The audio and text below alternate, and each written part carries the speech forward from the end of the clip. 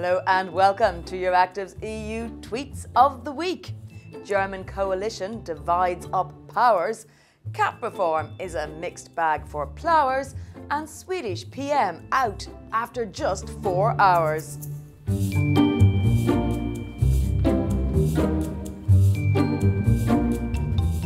This episode is supported by SESAR, the Single European Sky Air Traffic Management Research Joint Undertaking. More later on. It was all eyes on Germany this week. Firstly, Health Minister Jens Spahn said that by the end of winter, pretty much everyone in Germany will be vaccinated, recovered or dead. Probably. Yikes, that's where Scheinlich is doing some heavy lifting. Meanwhile, the so-called Traffic Light Coalition Treaty was unveiled to much fanfare, though calling them the Avengers is a niche position. The coalition was keen to set out its agenda in a hefty treaty at 51,776 words, just a shade longer than The Great Gatsby, pointed out Tom Nuttall. And it was mixed news for Ursula von der Leyen as well, as it was agreed that the Greens will appoint the next German commissioner, unless the president is already German. Diego Velázquez predicts she will start endorsing the Spitzenkandidaten system very soon. Another nugget? The new coalition also plans to legalise cannabis.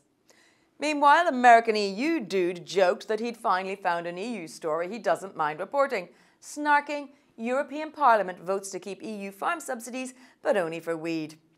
MEP Herbert Dorfmann was actually one of the first to tweet, "It's done, we have a new CAP reform."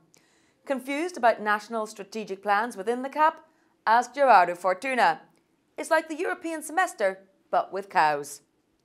270 billion euro in EU's sweeping farm policy reform, 3 MEPs on stage to defend the deal they struck, and one dude at the back of the press conference who's asleep, reported Eddie Wax.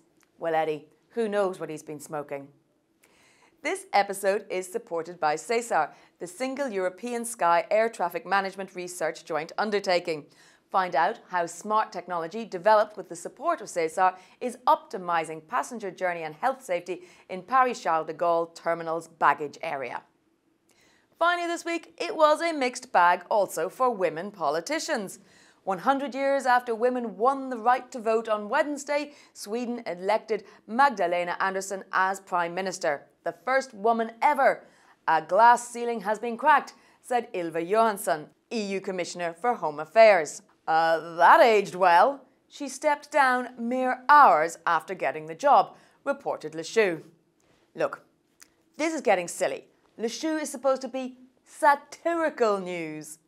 She didn't even have time to assemble a cabinet, although, to be fair, those flat packs can be tricky, quipped Burly Monster. Oh, Swedish, Ikea, I get it. One woman who is not going anywhere, however, is new EPP leader Roberta Metsola. DG Meme says it's now game on between Metsola and David Sassoli to hold the Parliament presidency. Place your bets with DG Meme's bookmaker. My money is on the Maltese mum of 4 boys. And that's it for another week. Join me again next Friday for more snarks and larks in the Brussels bubble Twittersphere.